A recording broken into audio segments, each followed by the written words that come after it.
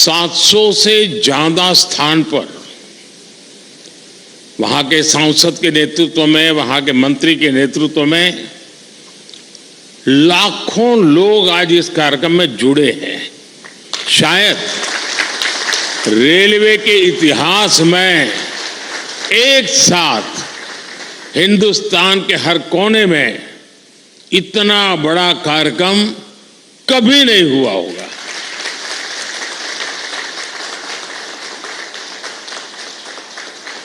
सौ साल में पहली बार हुआ यह कार्यक्रम होगा। मैं रेलवे को भी इस भव्य आयोजन के लिए बहुत बहुत बधाई देता हूं।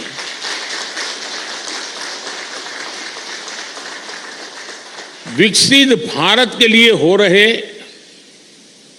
नवनिर्माण का लगातार विस्तार हो रहा है। देश के कोने कोने में परियोजनाओं का लोकार्पण हो रहा है, नई योजनाएं शुरू हो रही है। अगर मैं साल 2024 की ही बात करूं, 2024 आने मुश्किल से अभी 75 दिन हुए हैं 2024 के। इन करीब करीब 75 दिन में 11 लाख करोड़ रुपए से ज्यादा की परियोजनाओं का लोकार्पण और शिलान्यास हो चुका है। और अगर मैं पिछले 10-12 दिन की बात करूं, पिछले 10-12 दिन में ही 7 लाख करोड़ रुपए से ज्यादा की परियोजनाओं का लोकार्पण और शिलान्यास हुआ है। आज भी विकसित भारत की दिशा में देश ने एक बहुत बड़ा कदम उठाया। इस कार्यक्रम में अब यहां 1 लाख करोड़ रुपए से ज्यादा की परियोजनाओं का और लोकार्पण और शिलान्यास हुआ है।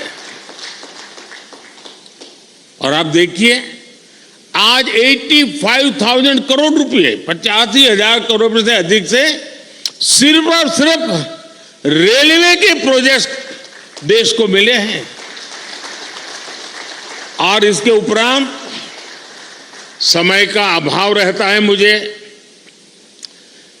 विकास में मैं गति को धीमी नहीं होने देना चाहता, और इसलिए आज रेलवे के ही कार्यक्रम में एक और कार्यक्रम जुड़ गया है पेट्रोलियम वालों का। और दहेज में, गुजरात में दहेज में 20,000 करोड़ रुपए से अधिक की लागत से बनने वाले पेट्रोकेमिकल परिसर का भी शिलान्यास हुआ है।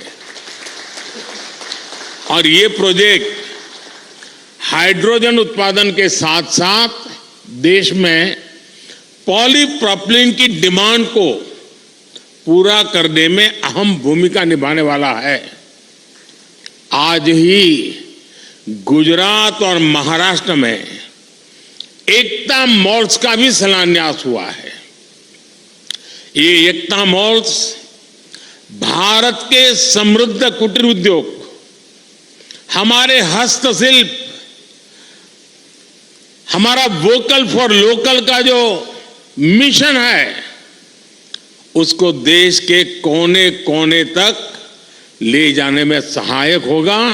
और उसमें एक भारत श्रेष्ठ भारत की नींव को भी मजबूत होते हम देखेंगे। मैं इन परियोजनाओं के लिए देशवासियों को बधाई देता हूं, और मैं मेरे नौजवान साथियों से कहना चाहता हूं, भारत एक युवा देश है, बहुत बड़ी तादाद में युवा रहते हैं देश में।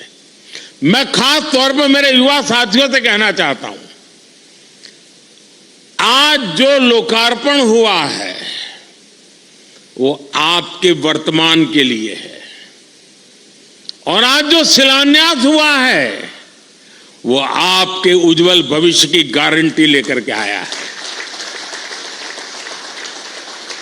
साथियों, आजादी के बाद की सरकारों ने राजनीतिक स्वार्थ को जिस तरह प्राथमिकता दी और उसकी बहुत बड़ी शिकार भारतीय रेल रही है। आप पिछले 2014 के पहले के 25-30 रेल बजट देख लीजिए। रेल मंत्री देश की पार्लियामेंट में क्या बोलते थे? हमारी फलानी ट्रेन का वहां स्टॉपेज दे देंगे, वहां हम डिब्बे 6 है तो 8 कर देंगे।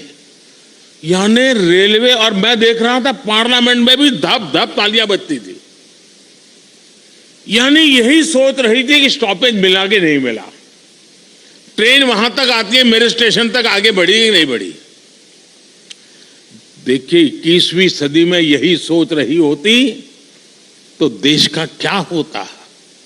और मैंने पहला काम किया, रेल को अलग बजट से निकाल करके भारत सरकार के बजट में डाल दिया और उसके कारण आज भारत सरकार के बजट के पैसे रेलवे के विकास के लिए लगने लगे।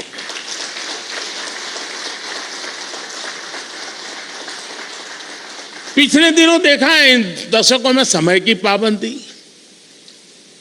आपने हालत देखा है। ट्रेन पर मेन लोग ये नहीं देखने जाते थे किस प्लेटफॉर्म पर कौन सी ट्रेन है, लोग ये देखते हैं कितनी लेट है। यही कार्यक्रम है को घर से, क्योंकि उस समय मोबाइल तो था नहीं, स्टेशन पे जाकर के देखना कि भाई कितनी लेट है। रिश्तेदारों को कहते भाई रुके रहो, पता नहीं ट्रेन कब आएगी, वरना घर वापस जाकर के फिर आएंगे। ये रहता था। स्वच्छता की समस्या, सुरक्षा, सहूलियत, हर चीज पैसेंजर के नसीब पर छोड़ दी गई थी। 2014 में देश में आज से 10 साल पहले नॉर्थ ईस्ट के 6 राज्यों ऐसे थे जहां की राजधानी हमारे देश की रेलवे से नहीं जुड़ी थी। 2014 में देश में 10,000 से ज्यादा ऐसे रेल फाटक थे, 10,000 से ज्यादा, जहां कोई व्यक्ति नहीं था, लगातार एक्सीडेंट होते थे और उसके कारण हमारे होनहार बच्चों को, नौजवानों को हमें खोना पड़ता था। 2014 में देश में सिर्फ 35% रेल लाइनों का इलेक्ट्रिफिकेशन हुआ था। पहले की सरकारों के लिए रेल लाइनों का दोहरीकरण भी उनकी प्राथमिकता में ही नहीं था। इस परिस्थिति में हर पल कौन मुसीबतें झेल रहा था, कौन परेशानियों में पीसा जाता था? हमारे देश का सामान्य मानवी, मध्यम वर्ग का परिवार, भारत का छोटा किसान, भारत के छोटे उद्यमी। आप याद करिए रेलवे रिजर्वेशन, उसकी भी क्या हाल था। लंबी लंबी लाइनें, दलाली, कमीशन, घंटों का इंतजार। लोगों ने भी सोच लिया था कि अब ये हालत कभी नहीं, सबने माना था भाई रेलवे पर ऐसी है, मुसीबत है, चलो 2-4 घंटे सफर करनी है कर लेंगे, चिल्लाओ मत। यही जिंदगी हो गई थी। और मैंने तो मेरी जिंदगी ही रेल की पटरी पर शुरू की है, इसलिए मुझे भली भांति है रेल का क्या हाल था। साथियों, भारतीय रेल को उस नर्क जैसी स्थिति से बाहर निकालने के लिए जो इच्छा शक्ति चाहिए थी, वो इच्छा शक्ति हमारी सरकार ने दिखाई है। अब रेलवे का विकास सरकार की सर्वोच्च प्राथमिकताओं में से एक है। हमने 10 वर्षों में औसत रेल बजट को 2014 से पहले की तुलना में 6 गुना ज्यादा बढ़ाया है।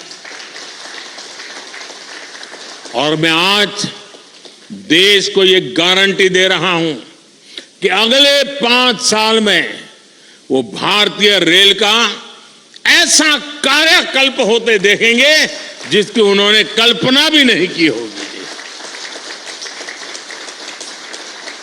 आज का ये दिन इसी इच्छा शक्ति का जीता जागता सबूत है।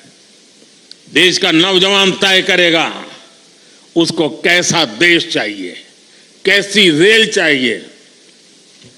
ये 10 साल का काम अभी तो ट्रेलर है, मुझे तो और आगे जाना है।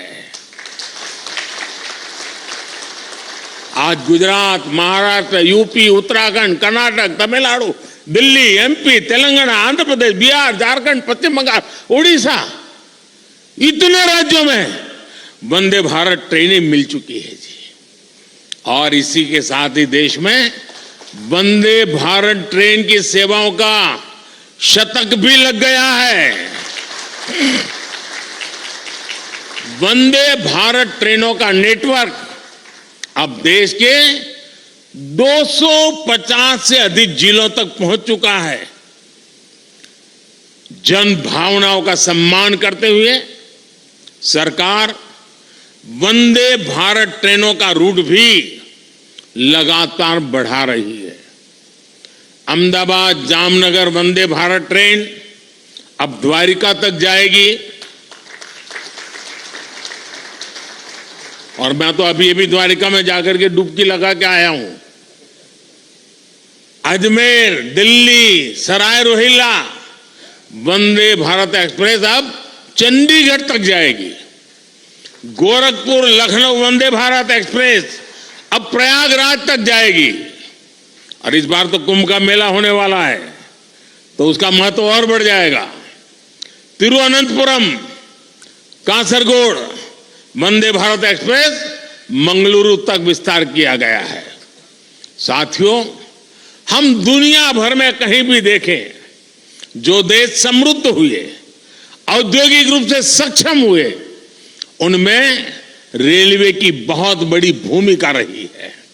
इसलिए रेलवे का कायाकल्प भी विकसित भारत की गारंटी है।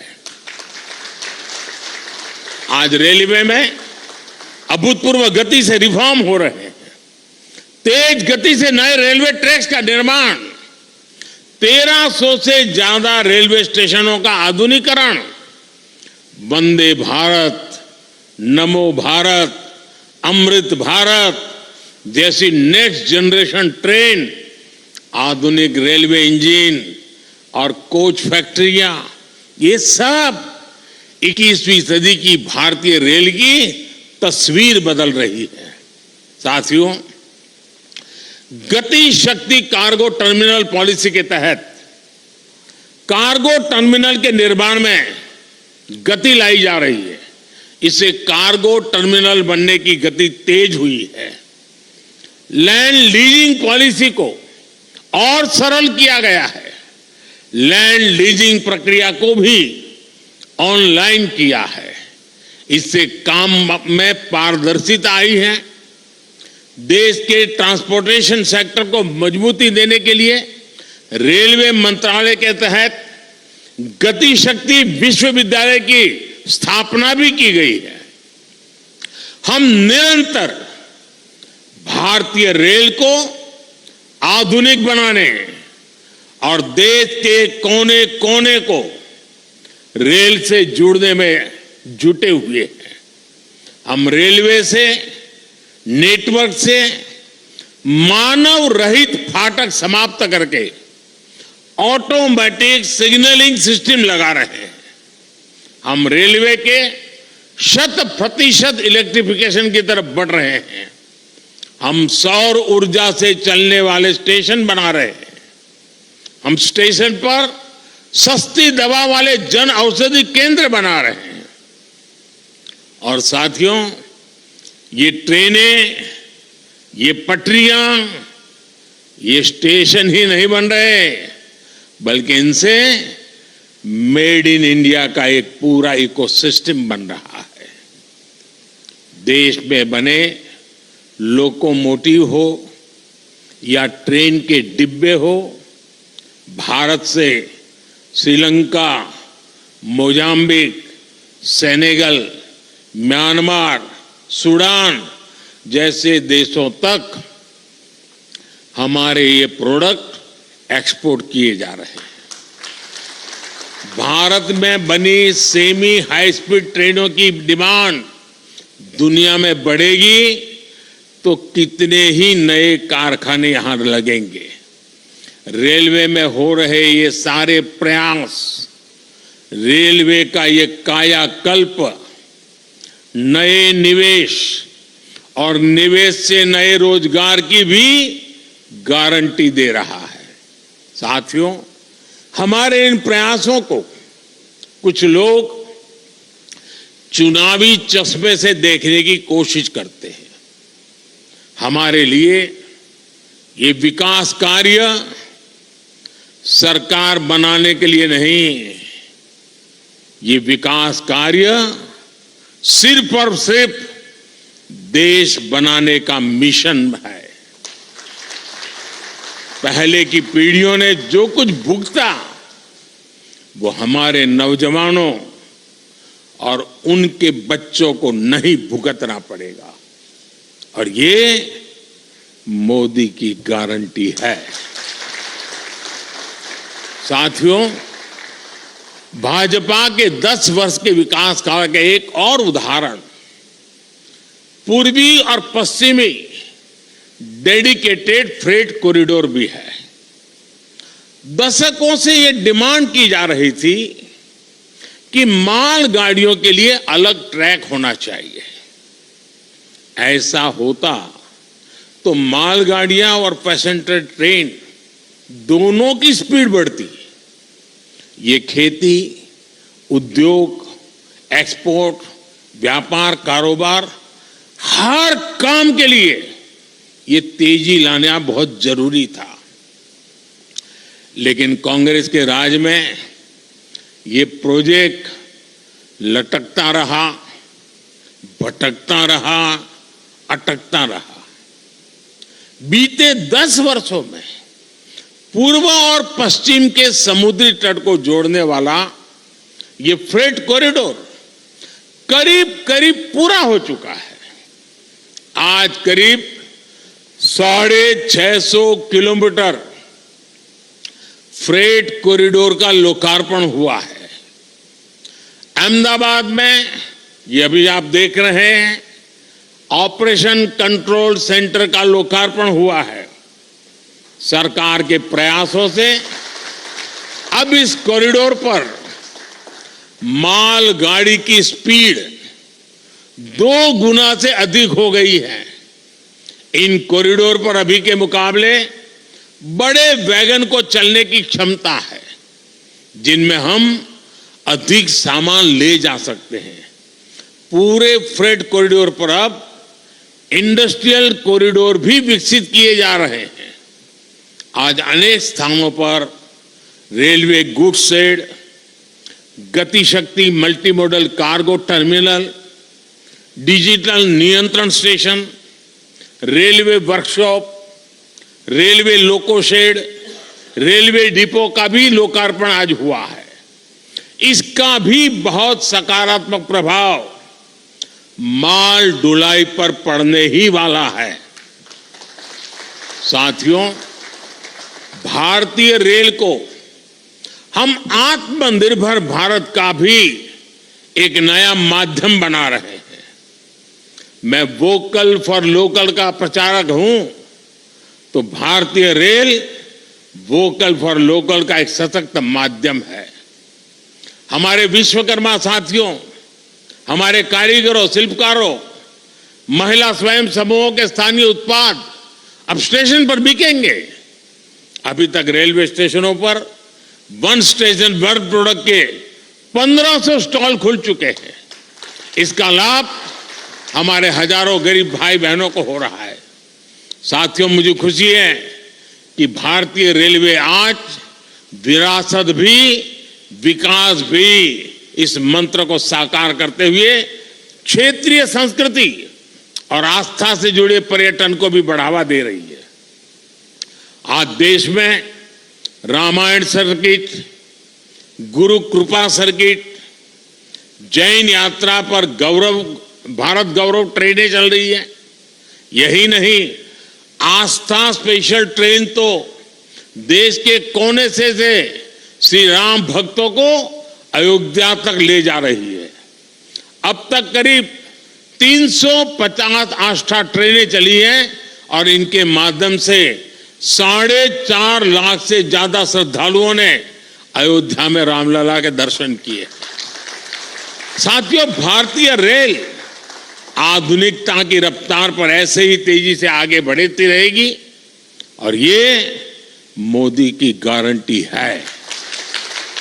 सभी देशवासियों के सहयोग से विकास का ये उत्सव भी निरंतर जारी रहेगा। एक बार फिर मैं सभी मुख्यमंत्रियों का, गवर्नर श्री का और इन 700 से अधिक स्थान पर जो इतनी बड़ी तादाद में लोग खड़े बैठे हैं, कार्यक्रम में आए हैं, और सुबह 9 साढ़े 9 बजे ये कार्यक्रम करना कोई सरल काम नहीं है, लेकिन देश का जनमानस विकास के साथ जुड़ गया है और इसीलिए ये नजारा देखने को मिल रहा है। जो इतनी बड़ी तादाद में आज आए हैं, इस कार्यक्रम में शरीक हुए, 700 से अधिक जिलों में ये विकास की एक नई लहर उनको अनुभव हो रही है। मैं आप सबका बहुत बहुत धन्यवाद करता हूं और मैं आप सबकी विदाई लेता हूं। नमस्कार।